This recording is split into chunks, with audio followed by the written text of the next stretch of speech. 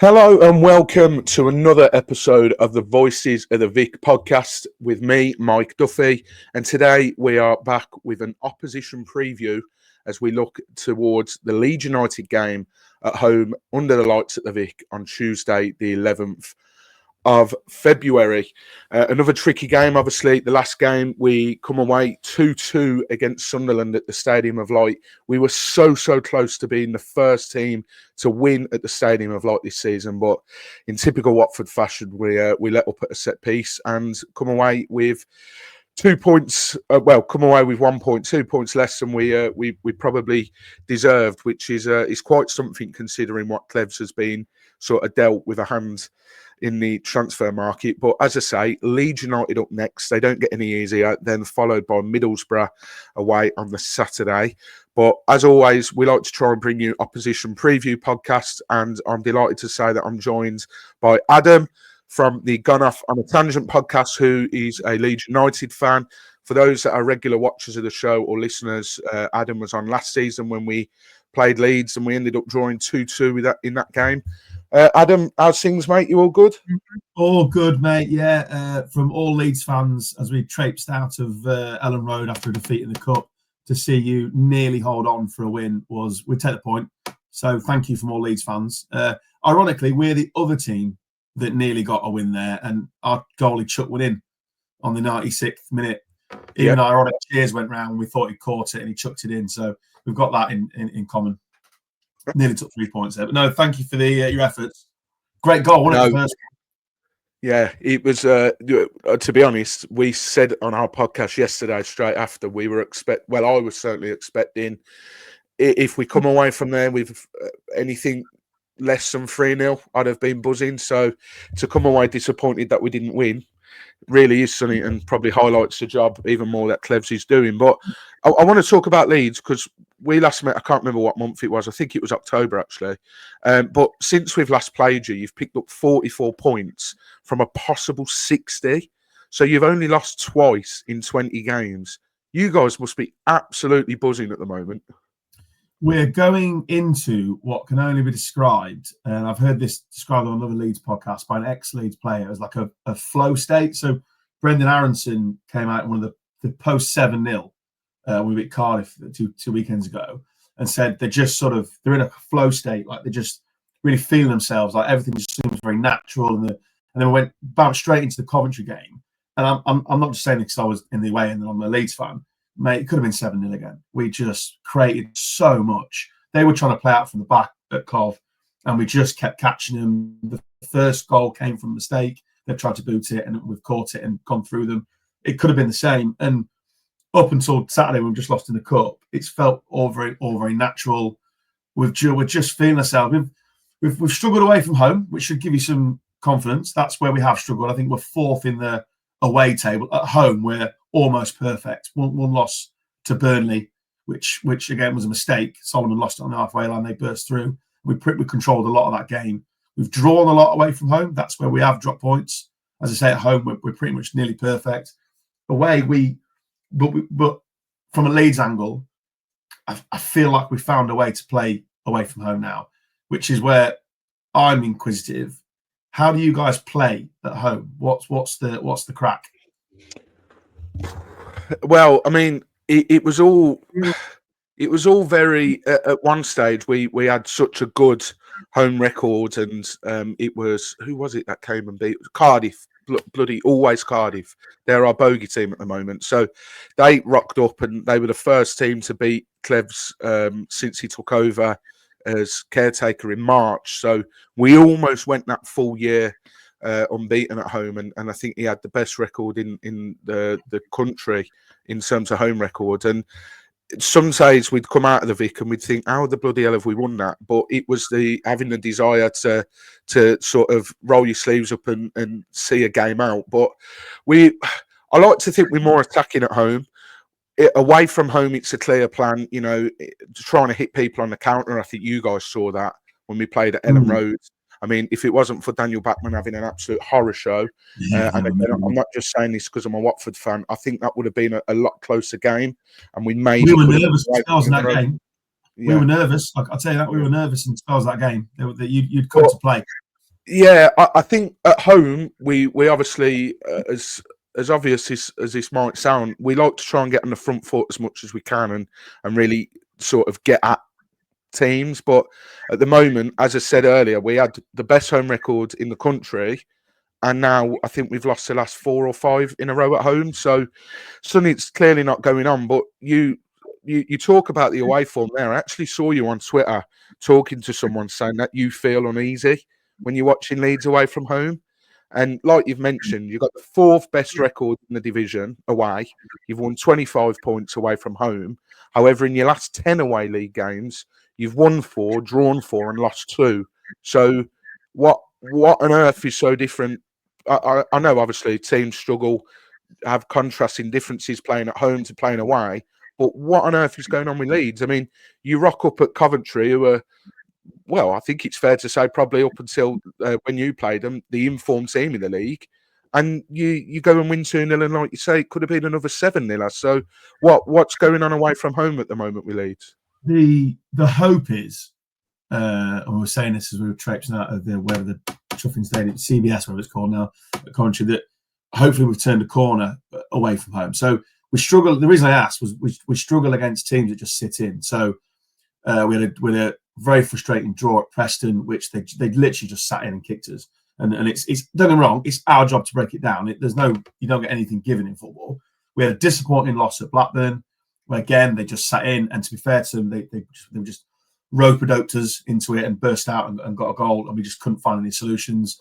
We probably, on that record, if we hadn't have had a goalkeeper that unfortunately chucked it in a couple of times, we'd have 2 more points to Sunderland. I mean, we're talking death of the game. He's just got to catch it, and something's happened. Whether or not he's made the mistake, hit the ground, whatever's happened. That was months ago, and we were 3-1 up at Hull in a balmy game in a so-called derby. And to be fair to Hull, they came to punch us on the nose, and that's exactly what they did. And they just wouldn't stop. And all credit to Hull. And is it Sellers there? Sellers, ex-Reading manager. It had a game plan, and we just went 3-1 up, nearly went 4-1 up, and unfortunately the goalies chucked another one in. And momentum's everything in football. So there's probably another 2 points there that I'd like to think we would have had on the board if we hadn't have messed up. But that's football. So hopefully we've turned the corner now. So the reason I asked was if you come out to play, that suits us. So if there's a game of football to be had with our pace, so if we have to sit in for 5 and there's a bit of pressure coming from the home team, we've got so much pace on the break with James. And I presume we'll play James and Solomon. Solomon had a really bad knee injury at Spurs. Obviously, he's on loan. He's in ridiculous form now, looking really good. Really got back to what we hoped we would have.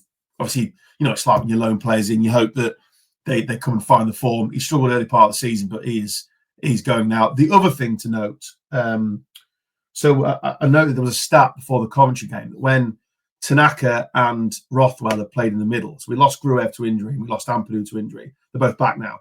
We lost both of those sort of 2 months ago. We'd won 1 game in 10 away from home or something with that as a midfield pair. So Ampadu's had to go back into centre half because Strout picked up an injury. Strout's back now, so there's a potential Strout will play left side centre half with Joe Roder and right centre half, and then Ampadu will go into the middle. But the point I'm making is, if it's Tanaka and Gruev or Tanaka and Ampadu, it's just a more balanced midfield to play away from home to control, but also finds, because Rothwell's a bit more, he'll pick the ball up, he'll run, he'll charge. He's been unbelievable for us, don't get me wrong, but a bit more control, a bit more. Control. Just a bit more control of that and stopping things coming through. Did you watch the Boar Fest that was us in Burnley? Did you watch that? No, luckily I didn't, but I saw the stats or the lack of stats. So that game, it felt to us. This is the only criticism I'll give Fark. There's been times in the season where I've been very critical, but the only I'll only be critical because sometimes he is a little bit safe. So like that game, just when you're in a game, you're in a way, and then you feel like it's there. And if you there's a couple of different things. So we could have brought Firpo on and played him left back as a really attacking fullback. Didn't do it, and you just sort of felt it is there. But then you walk out and you think that's probably a good point, isn't it? So I don't know. But what I hope now away from home is that he's taking the shackles off a little bit, because if he's got that a more controlled midfield, in other areas of the pitch, I think he'll allow them to play. So it could be a really good game, genuinely, it could be a fantastic game. Yeah, the midfield usually for Watford fans, especially in recent weeks, that's an area of the pitch which we really lack in. We haven't really got, or in my eyes, I don't think we've got that midfielder, that's sort of the enforcer, the one that breaks up the play, the one that gets stuck in. We've got a very Rolls Royce of a player, Imran Louza. He's in the form of his life at the moment. Really, really good. Scored a wicked goal yesterday against Sunderland. Completely caught me off guard. And Tom Deli Bashiru just come back from a lengthy injury. He's another one. He's had really torrid time with injury at Watford. He's just come back. Really like him as a player. Again, scored from the penalty spot yesterday, so you'd like to think his tail will be up a bit. But then there's the mystery of Moussa Sissoko, because recently he's sort of been playing a more freer role. We've seen him against Norwich almost at times playing over on the right wing, which is odd for Moussa Sissoko. Saw that again almost yesterday against Sunderland. But yeah, I just feel that if Leeds have got someone in that midfield that can really dictate the play and have that someone as well that isn't afraid to stick a foot in, then I think that game could be won or lost in that midfield, because when we're ticking, we're all right in midfield. But yeah, we've got Edo Kayembe as well. Depends if he plays further forward or back. Yesterday, I actually come on here and said it was probably his best Watford performance I've seen from him. But that's once in a blue moon. We usually sat here slagging him off and being like, why is he playing? So he's takes too many touches or doesn't take enough and takes too long to release the ball and very sloppy, gets the ball, first instinct is play it backwards or sideways. So he can be a very negative midfielder. So I feel like that's going to be quite an interesting battle, as you say, if Leeds are quite sort of compact in that middle and sort of have the players that play really well together and know what they're going to do and can pull the strings. And I think we're really going to struggle in that middle of the park, especially with you boys. As you say, you've got the players to hit us with pace on the break, because we're not afraid to commit men forward. Yesterday away at Sunderland, we were playing a very, very high line, and there was a couple of times where Matty Pollock at the back got us out of trouble, and the offside trap worked a little bit yesterday, so that does worry me up against Leeds. Dan James, lightning quick. We don't have the strength of Kwadwo Bar over on the wing. He gave Leeds a torrid time last season. Earlier in the season, and obviously scored at Ellen Road. But I'm going to ask you a question which all Leeds fans probably dread to be asked, but you're sitting top of the league at the moment by 2 points. Is it starting to look like it could be a year, or? This is a really big month, mate. I knew you were going to ask something like that. This is genuinely a massive month. So we were all quite nervous going into Coventry. So last season, we drew it with you. I remember doing the preview, and if you remember, I was really nervous about the game. There was just something not quite right about it. I think there was a couple of injuries and bits and bobs, and it came to pass. I know some of us scored that awesome goal, but it was a draw and it was frustrating. Coventry last year was similar. They were, I think, just about to go into the cup semi-final. It was packed stadium. We really let ourselves down with the performance, and it feels very similar this year. I think the difference this year is, I honestly think we're a better side. Genuinely, I think we're a better side. We've got more balance to us. Yes, we've lost some talent in Somerville and Rutter. And Rutter's he's doing really well in the Premier League, and wish him all the luck in the world and all that jazz. But they've replaced like for like. We've got a better midfield this year. So they're saying about the midfield battle. He's got two players. He plays 4-2-3-1 regardless. Never changes it really. Rarely changes the tactics. It's 4-2-3-1, and it's taken a lot of time for Leeds fans to get used to it, because it's like total control football. He wants to control every element of the game. So people that are watching at home, they may have seen me smirk a little bit when you're saying you might play a high line. We've gone for teams when they've done that this season, because there's just so much in behind. You give pockets of space to Perot. If he gets on the last man and gets in behind, you're back in 9 times out of 10 to score. James is in relentless form. We've got players to come off the bench like Largy and Nonto that will probably get in most people's teams. But to answer your question, I hope so, mate. It's been the Championship's really weird, isn't it? Because it's an unbelievable division. I absolutely love being in the Championship. I don't like skipping off of work early and trying to rearrange my life for early kickoffs. They've just announced we've got Portsmouth on a Sunday morning, so cheers, lads, cheers. I don't appreciate the extra Tuesday nights and stuff, but it's blood and thunder, it's quality. You play against really top clubs. You travel all around the country, but we all want to be in the Premier League, right? That's where everyone wants to be. That's where the owners want to be. That's where the money is. You get tonked most weeks, and you just want to try and survive for 3 seasons, but you want to get there. Unfortunately, due to COVID, I remember FaceTiming my dad to celebrate going up. I remember there was a game at West Brom at Huddersfield. Huddersfield scored. West Brom didn't get the points they needed. We're up. I wasn't in the stadium. Didn't get a chance to celebrate. I was there when we got promoted out of League One, but that's all I've seen is nonsense. So it would be nice to be we've got Plymouth last game of the season. We're all going down. There's a full minibus going. We've got hotels booked. We're ready to get on the beach. We're ready to go. So I hope so, mate. It does feel different this year. We're always with Leeds. It's always between the ears. So they've got the quality. They've built a really good squad. The manager's been there, seen it, done it. It's always between the ears with Leeds. If it goes wrong, it's mentally, because we're a very hypercritical crowd. We just are. We're on it constantly. We're a very noisy fan base. It's all between the ears. And I say earlier about that flow state. It just felt at Coventry like we'd turned a corner there, and we were just back from the Cardiff game. I say at home we're decent anyway, but it felt very different at Coventry. Very different. So if we follow that into you boys, I'd like to think as I say, this month is massive. There's we've got Sunderland at home, Sheffield United away, and then West Brom at the end of it. It's a big month. We come out of this. Someone put on Twitter earlier, or X, whatever it's called now. If we win all those games or something, we're on 78 points. It's it is then starting to feel very real. Yeah. And like I said earlier, a lot of teams recently, I mean, we were at the CBS a couple of weeks ago and lost 2-1. Not a lot of teams are going there recently or playing them and getting points. So that would have been a bigger win than probably some of your fan base probably would have taken sort of notice of at the time, to be honest. But a couple of things you said there really resonate with Watford fans as well. You mentioned about FaceTiming your dad when you went up. Watford last went up. It was a COVID season. It was the first one. I remember sitting at home, last game of the season. We had Millwall at home. Bournemouth were playing earlier in the day. I think they were the 12:30 kickoff. Can't remember how they got on, but we won 1-0 and we went up. And I just got pissed at home, and it was a really surreal feeling. No, it's not. I thought, right, it's a full day of football. Watch a 12:30 game. No, they were all on at 12:30. Bournemouth were on first for some reason, and I just got a crate of beer in for home, and I just got pissed at home. Like you say, not the same.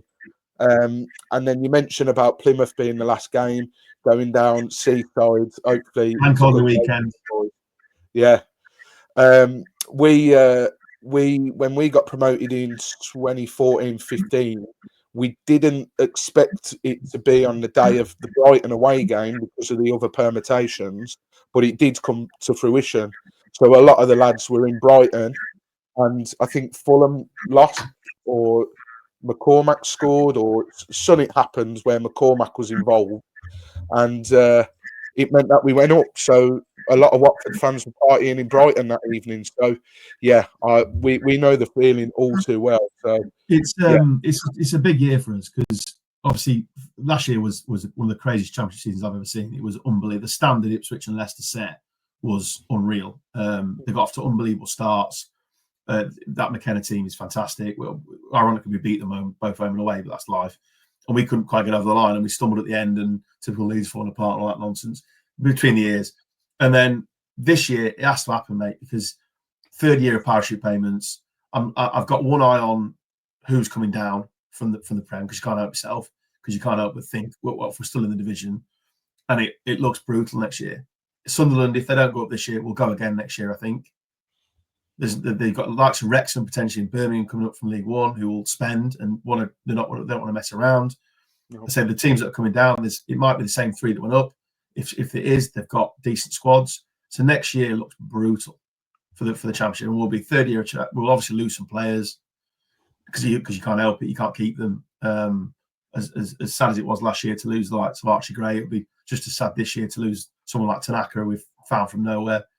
for 2.5 million. So yeah, it feels like there's a lot of pressure. But as I say, if we're where I think we are, this is a really big month. It was like 14, 15 games left, whatever it is. It's a sprint now. We've got to go to Sheffield United. We're done with Burnley now. It's a sprint finish. The last month of the season, or the last few games, we're playing most people in the bottom half. So if it is time, if we've done our work this February and we come out, maybe not with maximum points, it's been a bit overzealous. If we get hopefully we win at your place on Tuesday, a draw at Sheffield United, which doesn't look that bad, beat Sunderland, we should be nearly there, hopefully. Well, they're the banana skins, aren't they? These teams in the lower half. I mean, we were, sort of flirting with the playoffs a little bit a few weeks ago, and I mean, it's almost mad in a sense because I think the stat is we've lost 7 of the last 10 or something like that, but we're still only 3 points outside the playoffs. And it's like, this morning, I genuinely wanted to have a look, and it is because I was looking for Millwall. I was intrigued to see how far Millwall were before we played them in the cup on Saturday, just trying to guess what sort of team they might play. Are they close to the playoffs? Will they sort of sob the FA Cup off and all a little bit? And I looked at you, and I was like, oh, okay, you're just outside it. It's a mad. It's nothing. It's Championship, isn't it? It's a mad old season. It always is. It always pays off. Always pays off. Then what seems to happen nowadays? There's easily 4 going for the title in the Championship as we speak, or automatic, should we say? There's clearly 4 that are separating themselves. That tends to happen every season now. 2, 3. This year's 4s. I think we're 7 points clear of Sunderland. So, but you wouldn't discount them because of the way they attack and the talent they've got. But that pack underneath, like I keep looking at Middlesbrough because they spent a bit of money and they keep seemingly playing teams that I need them to beat. They keep failing. And they've got Sheffield United, I think, on Wednesday for us. And you look at it and you think they must be clear, but they're not. They're not clear. Like nobody can get clear. West Brom were top of the league at one point. They've struggled to get clear. They obviously lost the manager and stuff. But no, what do you think then? Do you think you're in for it if you can just get some form? No, no way. The transfer window for us was the big decider. I follow you on Twitter and Instagram, and it was quite interesting to watch. So I was having my own really panic because you can't help yourself. Transfer window is pathetic, isn't it?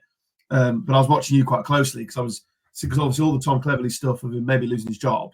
I'd seen your tweets around that and thinking, here we go again for Watford a little bit. And then I think I've heard sort of murmurings. I went to the Norwich game. When was it? Last week now, the early kickoff, and we lost 1-0, and it was really weird.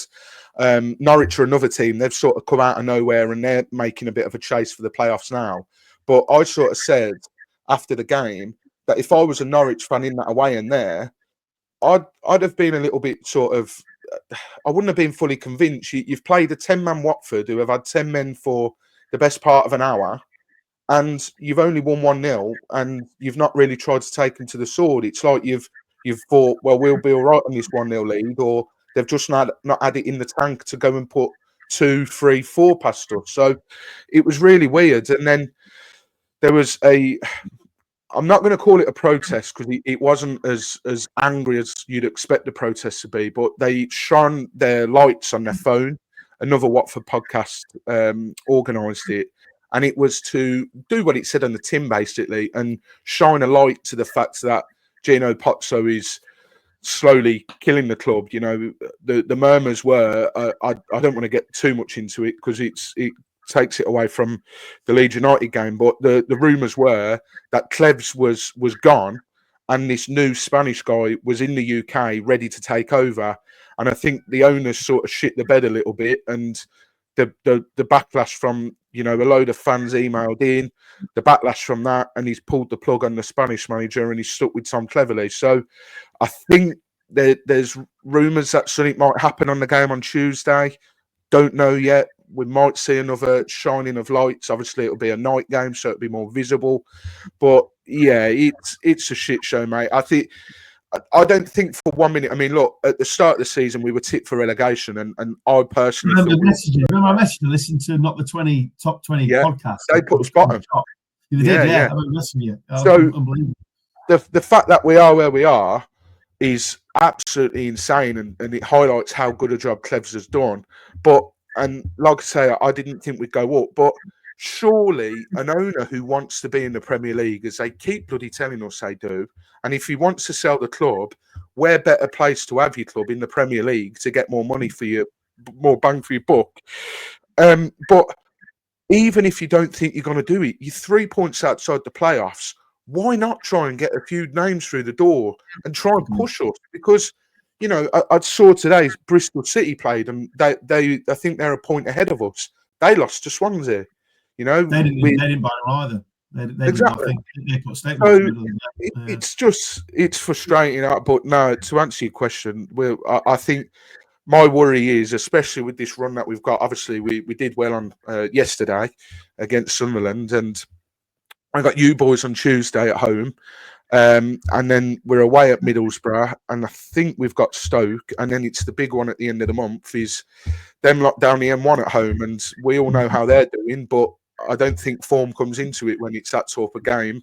I do worry that they'll come to us and find a way somehow, but yeah, it's a frustrating time to be a Watford fan. The ownership side of things, I really feel for you, because obviously we've been through our fair share of awful owners. I mean, like from one guy getting chased around the back of Leeds, getting his taxi chased around because he was trying to, similar thing, he was trying to get rid of Brian McDermott and put a statement out that he'd sacked him, and then to bring one of his mates in, I think it was Gianluca Festa, I think, from memory, and they chased around the car park, and then he was in the dugout the next day. And it's just like, when you've got lunatics in charge of your club, which means the world to you, and you're dragging your ass all around the UK to watch them, yeah, it is what it is. But it's awful, mate. It's absolutely awful. And again, our fears with like getting stuck now, and don't get me wrong, probably someone's watching this thinking, fucking hell, top of the league, whatever. It's like the fear is you're here for another 16. We were out 16 years. So obviously we nearly went bust. Everyone knows the lead story. It's horrific. And we were out 16 years. So all that happens is you have a couple of beers, you're away at Preston somewhere, and you're like, oh my God, we're facing another 16 years out. Because you can't help it. Because you catastrophize. You can't help yourself. It's like, gotta get up. So everything gets heightened. And that's what I'm trying to say earlier about how I can't really, I like, if all things are equal, I like to think that we'll go up and it will win the league and happy days. But there's always that little horrible feeling at the back of your brain that you can't get rid of. And a lot of that is your owners, because modern football's in a hell of a state, in it, with owners. Without going into it, it's in an awful state. See what's going on like Morecambe at the minute and other clubs. It's just awful, isn't it? Yeah, and like you said earlier, as much as I love the Championship, and it genuinely, I think is one of the best leagues in the world.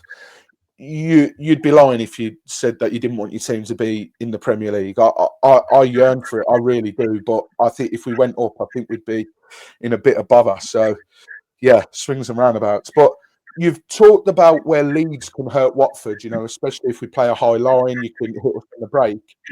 What, maybe to spin it round, where can Watford hurt Leeds? Where do you sort of look at that team and think we're not great there, we can sort of be exploited in this area? What would you say for any Watford fans that might be hoping we can get some form of a miracle? So if it's well, it won't be a miracle because we're not, as you said by the record, we're not imperious away from home at all.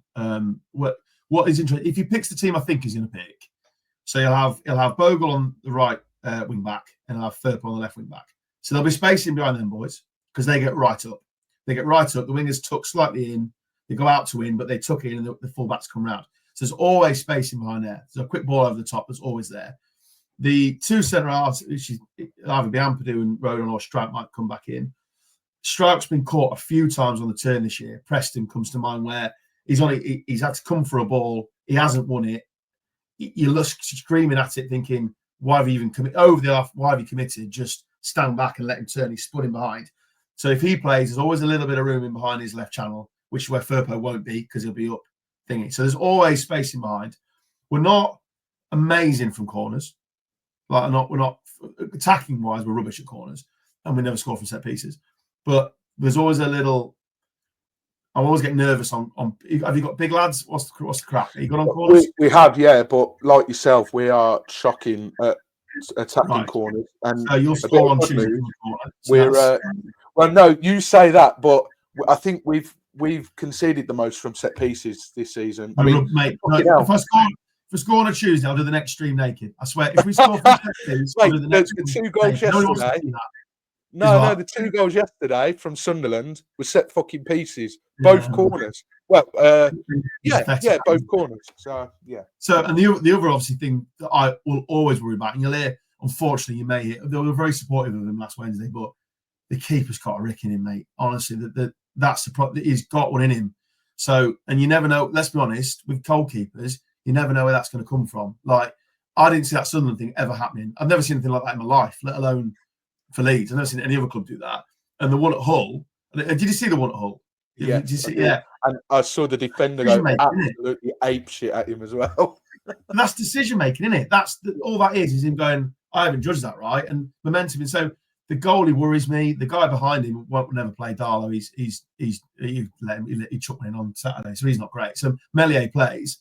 So there'll be spacing behind. If we get going, we'll be full throttle, and there's always space in there. So if there's a mistake or something, and as I say, the goal is my worry. We're really strong centre midfield, so I'm hoping we win that battle. Tanaka is a wonderful little player. Signed him from Germany in the summer, $2.5 million, I think. He's Japanese international. He's a talented boy, too good for this level.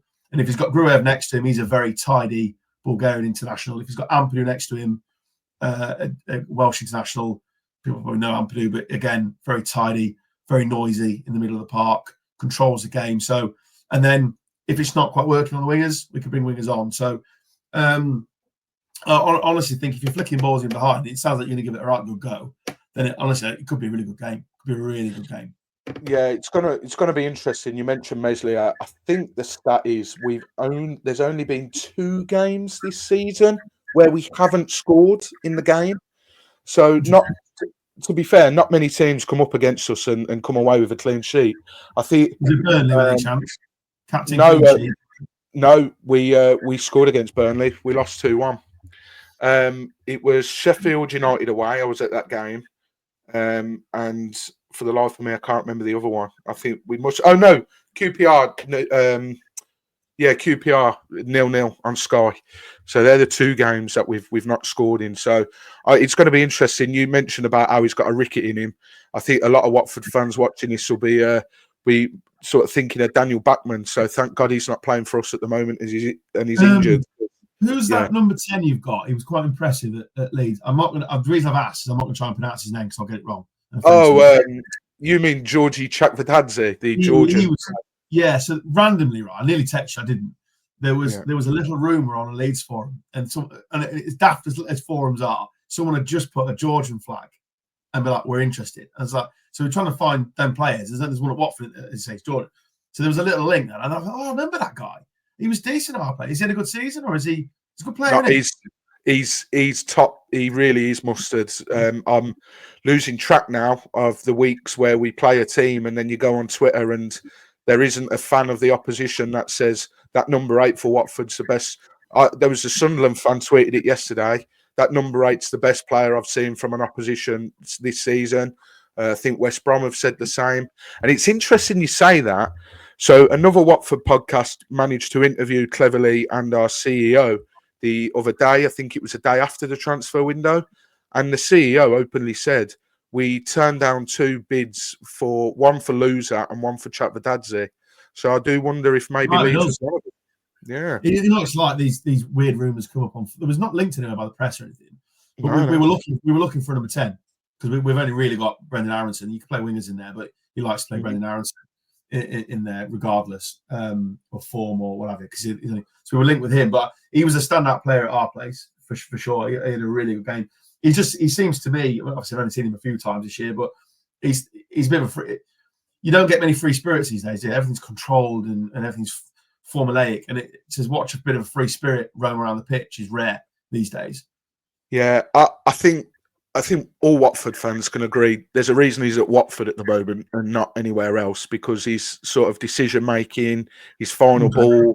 You know, he'll get into a position and you'll think, oh, perfect, shoot that, and he won't, or he'll take an extra touch. And I mean, there was a chance against Norwich the other weekend. Like I say, we lost 1-0. He had the ball played to him. All he had to do was put it on target. It was a goal.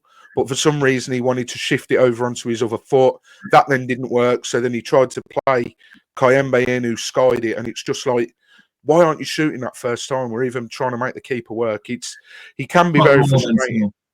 Yeah, he can be very frustrating. There's we rocked up at Derby earlier I think it was in January, and we absolutely controlled the game, played really well. I mean, it helped that they were absolutely awful, but we played really, really well.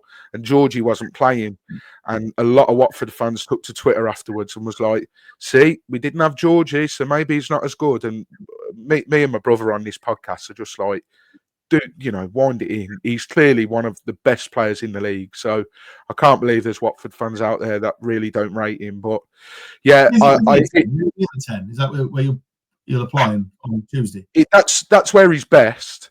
But he can play anywhere in the three behind the lone striker. But he's best in that 10. We play him out on the right or left, he's not as effective. A bit like Grealish, really. You play him out on the left or right, not as good. Play him down the middle in that 10, happy days. But yeah, it's he's looking refreshed. He was superb yesterday.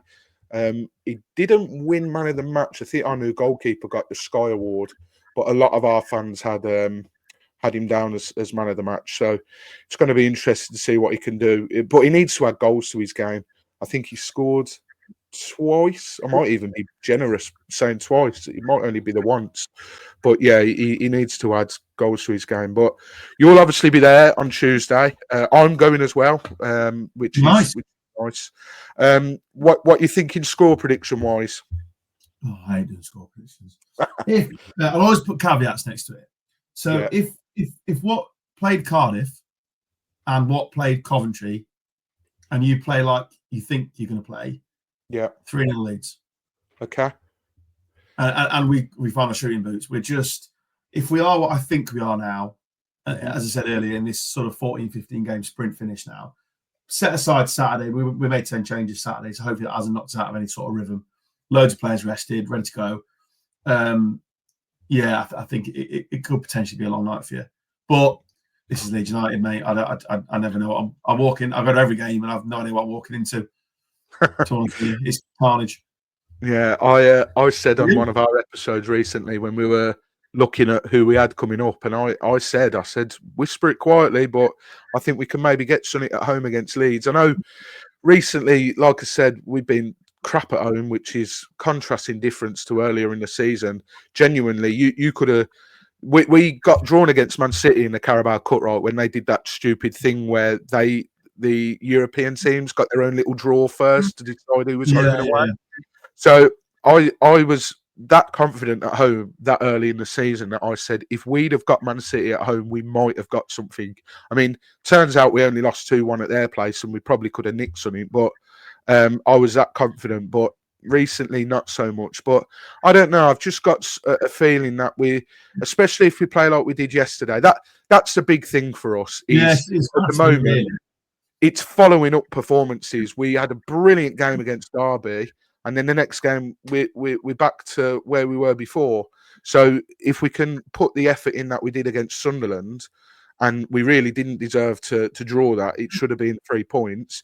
Then I'm going to go a bit boring here and say 1-1.